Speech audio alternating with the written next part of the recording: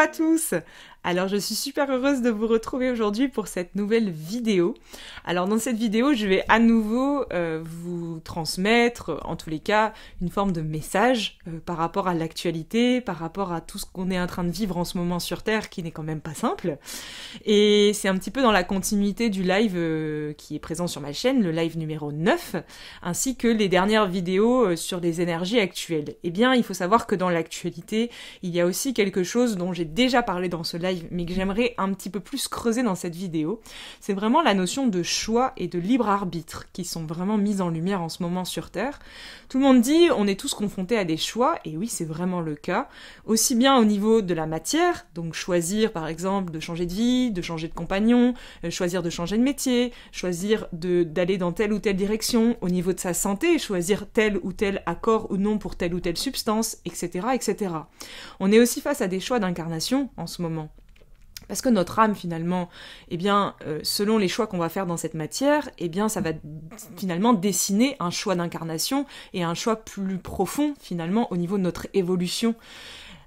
Donc, finalement, la notion de choix est quelque chose de très visible en ce moment sur Terre, et j'entends beaucoup de personnes me dire « Oui, mais on n'a pas le choix en ce moment.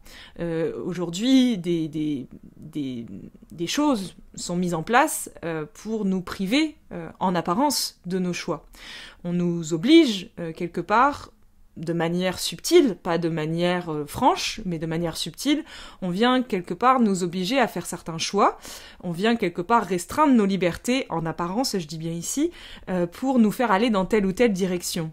J'ai reçu par exemple des messages récemment de certains corps de métier qui aujourd'hui sont obligés par exemple de se faire vacciner pour continuer à exercer, ou certaines personnes, par exemple des étudiants, qui sont obligés de se faire vacciner pour aller dans certaines universités, en France ou à l'étranger. Donc ici, évidemment, en apparence, il y a quelque chose qui est très agaçant en ce moment sur Terre, et on a vraiment cette sensation d'être piégé, et de ne pas avoir la possibilité de faire nos choix, de ne plus avoir ce qu'on appelle ce fameux libre arbitre, qui est un petit peu une loi quand on s'incarne, une loi d'incarnation sur cette terre, qui est le libre arbitre, c'est-à-dire on a la possibilité, même si quelque part un chemin est dessiné par notre âme avant l'incarnation, on a la possibilité de venir dévier sur ce chemin et de venir finalement aller prendre telle ou telle autre direction. Mais ici, j'aimerais beaucoup mettre en lumière justement cette loi de libre arbitre, et aussi mettre un petit peu en lumière cette notion de choix. En fait, ce qu'il faut vraiment entendre, et c'est quelque chose qui est pas facile à entendre parce que, évidemment, vous allez pas aimer entendre ce que je vais dire, c'est que vraiment la notion de choix, elle est vraiment reliée à la notion de conscience. En fait, je dis souvent qu'au plus on a de conscience, au plus on a de responsabilité. Au plus on a de responsabilité, au plus on a la possibilité de faire nos choix. Et en fait, pourquoi est-ce que je dis ça, et pourquoi ça énerve tant?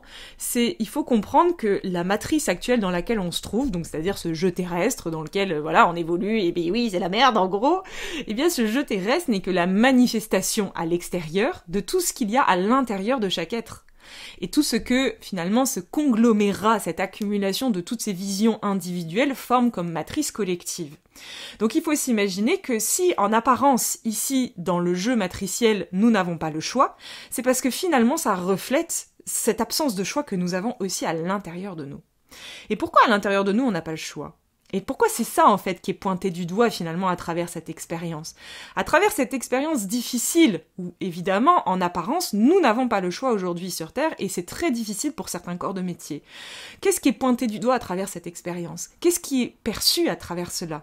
Cette expérience, elle a lieu, tout simplement, pour nous faire prendre conscience que si à l'extérieur, et si dans la vie, nous n'avons pas le choix, cela reflète juste le fait que nous n'avons pas le choix à l'intérieur non plus. Et pourquoi est-ce qu'on n'a pas le choix à l'intérieur? Et ça, c'est difficile de l'admettre. Bah oui, parce que, en fait, comprenez bien ici, je parle souvent de la pensée, et je dis souvent que la pensée est créatrice. C'est-à-dire que le point de départ de la création, c'est finalement cette pensée dans laquelle on va croire, qui va générer une émotion, qui va générer une action et un comportement. Tous ces comportements, ces actions vont s'agglutiner ensemble, et vont finalement dessiner une matrice collective. Tout part de la pensée. Or, qui pense ? Et ça, c'est vraiment important. Aujourd'hui, je veux dire, je suis pas la seule à en parler, mais je pointe vraiment du doigt. Il faut comprendre que tant qu'on prend pas conscience de nos pensées, tant qu'on reprend pas le pouvoir sur la sphère de la pensée, eh bien, on crée inconsciemment la plupart du temps, une matrice collective qui est la résultante de ce qui est à l'intérieur de nous. Tant qu'on ne prend pas conscience que celui qui utilise le canal de la pensée s'appelle en majorité du temps l'ego, et que ce petit personnage égotique dont je parle toujours ici sur cette chaîne, ce petit personnage est issu de nos blessures, en tout cas d'une blessure, il y a plusieurs personnages comme une boule à facettes finalement, et que toutes ces blessures génèrent des petites facettes de personnalité, des petits personnages, qui derrière utilisent le canal de la pensée pour générer des émotions et des actions qui vont permettre de soutenir ce personnage dans la réalité. C'est ce qu'on appelle des boucles d'enfermement. Et donc ici, ce qu'il faut comprendre, c'est que tant qu'on ne prend pas conscience de celui qui pense à l'intérieur de nous, tant qu'on n'apprend pas justement à discerner ses pensées et à prendre le temps de poser un regard sur les pensées qui vont dans le sens de l'évolution et apprendre justement à laisser passer à l'intérieur de nous les pensées qui vont dans un sens d'involution, eh bien tant qu'on n'apprend pas à faire ce travail-là, eh bien nous sommes esclaves de nous-mêmes. Et en fait, on n'a pas le choix. On est esclaves. Mais c'est terrible, enfin vraiment, c'est un truc de fou. Tant que tu n'as pas pris conscience de ça, il faut comprendre que c'est la pensée qui crée. C'est la pensée qui projette l'expérience dans la réalité. Nous sommes les créateurs de cette expérience collective. Donc ici, la notion de choix, elle est valable. Et on parle de choix quand les personnes me disent « oui, mais on n'a pas le choix », ça veut dire que ces personnes-là, finalement, sont bloquées dans cette dualité choix-pas choix, avoir raison, avoir tort. Le libre arbitre, d'un certain point de vue, n'existe que dans cette dimension-là, dans laquelle on vit, c'est-à-dire la 3e dimension. Et la 4e également. Mais comme on dit souvent, cette 4e dimension, c'est un petit peu une glissade, hein, c'est ce qui nous permet d'accéder vers un niveau un peu plus élevé de conscience, qui est la 5e dimension. Là où on va tous, quelque part. Là où on est tous amenés à aller, pas tous au sens global du terme, mais où les êtres qui sont prêts à aller vont aller. Les autres seront pris en charge. Ici, si vous sentez à l'intérieur de vous ce truc de sans cesse qui revient de j'ai pas le choix, je suis obligé, etc., sachez que cela vient tout simplement d'un espace à l'intérieur de vous qui n'a pas été vu. Parce que quand on sort de cet espace, justement, quand on reprend son pouvoir créateur, c'est-à-dire qu'on apprend à observer les pensées, qu'on apprend à discerner les pensées qui viennent de l'ego, des pensées qui viennent de notre âme, de nos guides, de ceux qui nous aident justement à aller dans le sens de l'évolution. Quand on apprend à discerner ça et qu'on apprend à poser son regard sur les pensées qui vont dans le sens de l'évolution, eh bien la question du choix ne se pose plus. Parce qu'en fait, le fait d'appuyer sur les pensées créatrices dans le sens de l'évolution fait que quelque part, notre énergie, notre vibration évolue. On vient élever nos vibrations et quelque part, cette notion de choix ne se pose même plus puisqu'en fait, d'un certain point de vue, quand on élève nos vibrations, c'est pas qu'on n'a pas le choix, c'est juste qu'on accepte de se laisser guider par un plan plus grand. Et ce plan plus grand s'appelle le plan divin. Et ce plan divin nous souffle sans cesse, à travers les pensées notamment, donc à travers les pensées liées à l'âme et liées au guide, eh bien ce plan divin nous souffle à chaque instant ce qui est juste pour nous. Et c'est plus une histoire de j'ai le choix ou j'ai pas le choix. C'est une histoire d'une écoute attentive dans ce qui est proposé dans l'expérience et ce qui nous est soufflé dans l'expérience. Et c'est finalement une histoire de est-ce que je vais suffisamment réussir à lâcher prise par rapport à ce que mon personnage veut pour être aujourd'hui en capacité d'écouter ce que le plan souhaite, ce que le plan décide pour moi qui est le plus juste pour moi. Donc ici, je voudrais juste dire que eh bien, comprenez que si aujourd'hui, dans vos vies, vous êtes confrontés à des choix et que vous avez cette sensation d'être piégé, cela met juste en lumière le fait que vous êtes piégé à l'intérieur de vous. Et que celui qui vous piège, c'est lui qu'il faut regarder. Et celui-là, c'est celui qui a pris les rênes de votre psyché. C'est celui qui a pris les commandes de l'espace intérieur qui permet de penser, c'est-à-dire le mental. Et c'est celui-là qu'il faut apprendre à regarder. Parce que c'est celui-là qui vous fait croire que vous n'avez pas le choix. Par exemple, ici, comprenez bien qu'avec toutes les informations qu'on reçoit aujourd'hui sur Terre, et toute cette surinformation et ces contradictions. Il y a certaines personnes aujourd'hui qui disent « Oui, mais elle est gentille, hein, avec tout ce qu'elle dit, mais moi, par exemple, si je veux pas me faire vacciner, j'ai entendu dire que même si je me faisais pas vacciner, eh ben, ceux qui sont vaccinés peuvent me transmettre le vaccin, ou peuvent me transmettre des choses, etc., etc. » Est-ce que vous avez conscience aujourd'hui que toutes ces informations circulent pour que vous y croyiez? Et si vous croyez en cela, vous allez véritablement le manifester. C'est toujours la même chose. Alors, est-ce que oui, le vaccin peut être transmis de manière sexuelle ou par des postillons, etc. Mais on n'en sait rien en fait. Mais par contre, ce qui est certain, c'est que si vous vous mettez à y croire, ah bah oui, là ça va vraiment se matérialiser. C'est un petit peu comme la même chose que les antennes 5G. Vous voyez, les personnes qui sont par exemple extrêmement sensibles aux ondes, extrêmement sensibles à l'électromagnétisme, etc., eh bien regardez un petit peu à l'intérieur de vous, est-ce que c'est lié à une croyance ? Est-ce que c'est lié au fait d'y croire ? Ou est-ce que c'est lié à quelque chose d'autre ? Auquel cas, il serait peut-être intéressant d'aller regarder, tout simplement. Parce que si, effectivement, à chaque fois que vous dormez mal, vous vous dites que c'est parce qu'il y a une antenne 5G à côté de chez vous, eh bien vous allez vous mettre à y croire, et l'antenne 5G va vraiment être la cause de votre problème. Mais est-ce que vous allez sortir comme ça de la problématique ? Est-ce que finalement, déménager à Tombouctou sera la solution pour vous ? Ben moi j'en sais rien. Ce que je suis ici en train de pointer du doigt, c'est que tout ce en quoi vous croyez se manifeste dans l'expérience et est validé dans l'expérience. Donc si vous croyez que, par exemple, ce vaccin peut être transmissible de personne à personne comme ça, si vous y croyez, eh bien ça va se matérialiser en fait. Et c'est justement ce qui est voulu. Il faut comprendre que les êtres qui sont au pouvoir sur cette terre, entre autres, mais aussi qui viennent d'ailleurs, ces êtres-là n'ont qu'une seule velléité, c'est de venir nous asservir. Et utilisent bien évidemment l'outil numéro 1, c'est le contrôle des esprits. Et le contrôle des esprits n'est possible que sur les êtres qui n'ont pas conscience de leur personnage. Parce qu'à l'instant où tu as conscience de ton personnage, que tu as conscience de ce qui se passe, on peut plus te contrôler. Parce que, bien évidemment, les gens me disent, et c'est encore un point que je voudrais vraiment mettre en lumière dans cette vidéo, et c'est un message fort, les gens me disent, oui, mais nos pensées ne sont pas nos pensées, ça vient des égrégores, tout ce que je pense vient des égrégores planétaires, vient de cette manipulation, du bas astral, des entités négatives, etc. Mais remettons l'église au milieu du village, vos pensées ne viennent pas de cela. Vous accordez vos fréquences sur ces égrégores-là, et vous captez ces pensées-là. Mais si vous n'accordez pas vos fréquences avec ces égrégores-là n'ont pas lieu d'être à l'intérieur de vous. Et c'est la même chose pour les entités négatives. Si vous n'accordez pas votre fréquence avec les entités du bas astral ne viennent pas sur vous. Mais qui est-ce qui accorde la fréquence ? Qui est-ce qui fait en sorte sans cesse que nos fréquences baissent, que nos fréquences diminuent, qu'on se fasse ratatiner H24 ? Eh bien, c'est l'ego. Mais l'ego, c'est pas un destructeur, c'est pas celui qu'il faut pointer du doigt comme le grand ennemi numéro 1 à abattre. L'ego, c'est un protecteur. Il nous protège de notre propre souffrance. Voilà. Et il se nourrit de notre souffrance. Il nous en protège, mais en même temps, il se nourrit de ça. Donc ici, aujourd'hui, ce qui est demandé, c'est plus de rentrer dans des débats au sujet du libre arbitre et de se dire « Ah ouais, mais est-ce que vraiment j'ai le choix ou pas ? Est-ce que ceci, est-ce que cela ?» C'est plus ça, en fait, le sujet aujourd'hui. Ce qui nous est demandé aujourd'hui, c'est hyper simple. C'est tout simplement de lâcher ça. De lâcher la notion de libre arbitre pour se relier à quelque chose de plus grand. Et si le libre arbitre, d'un certain point de vue, n'existait pas, il resterait quoi ? Il resterait juste quelque chose qui nous souffle, qui nous guide, un souffle de vie, un vide créateur qui nous guide à chaque instant dans l'expérience. Et ce vide créateur, si c'est vide, c'est que c'est rempli. Et c'est rempli de quoi ? Eh bien d'amour.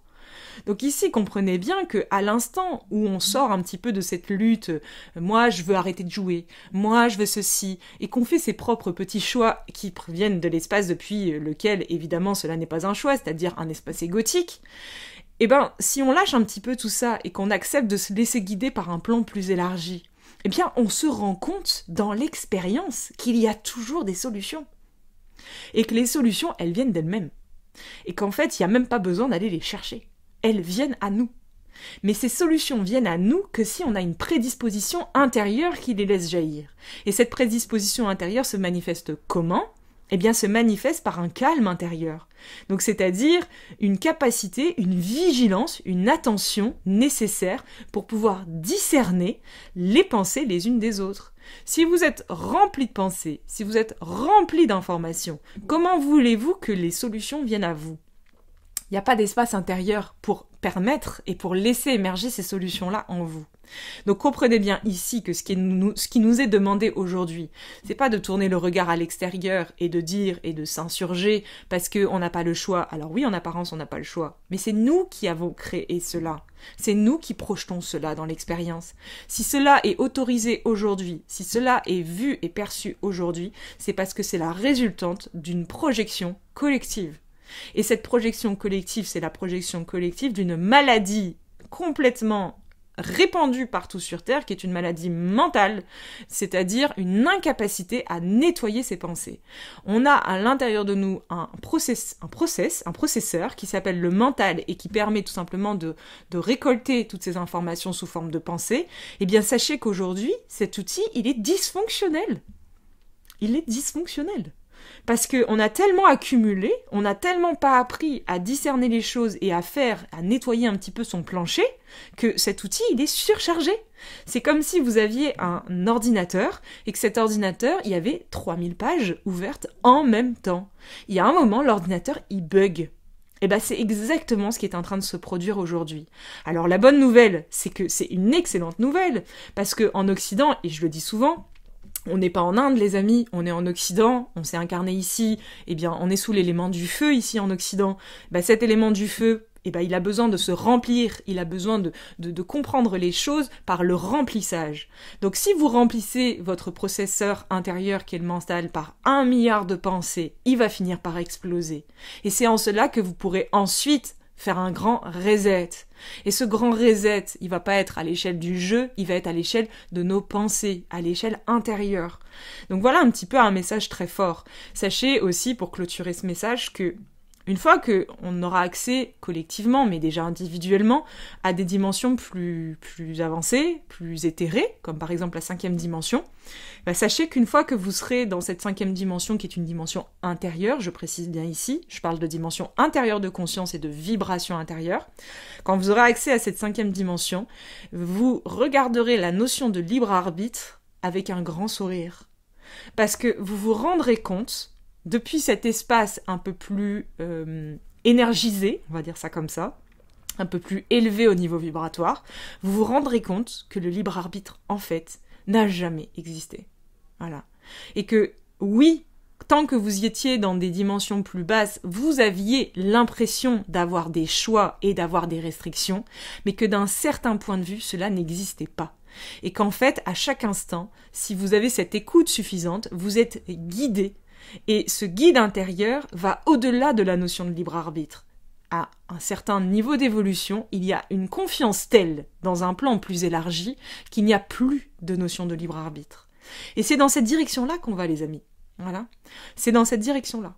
Donc tant qu'on est là à vouloir faire ces petits choix et à rentrer dans des querelles au niveau de ce qui se passe aujourd'hui sur Terre, eh bien on s'éloigne de ça en fait.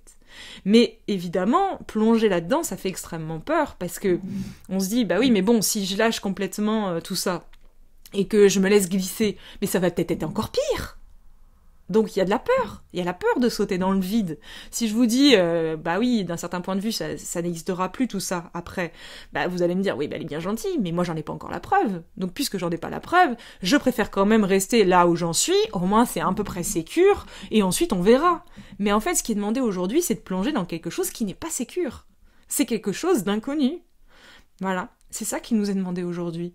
Et que tant qu'on s'insurge de ce qui est projeté à l'extérieur, tant qu'on rentre dans des conflits de « moi je suis d'accord, moi je suis pas d'accord » et dans une forme de séparation, tant qu'on rentre dans le jeu de la séparation, eh bien on alimente finalement ce libre arbitre, cette notion de choix, cette véhité intérieure, on se dit « mais moi je suis énervée parce que j'ai pas le choix et je me sens soumise à quelque chose ou soumis à quelque chose que je ne veux pas ». Et bien ça, c'est encore de la lutte qui nourrit encore cette projection. Voilà.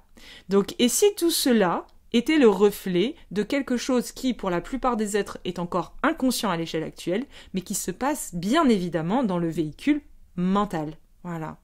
Donc, comprenez bien ici que le point de départ, c'est pas de regarder à l'extérieur, mais c'est bien de tourner le regard vers l'intérieur et de commencer un petit peu, d'avoir le courage d'aller rentrer dans cette observation intérieure. Regardez ce qu'il se passe dans votre tête.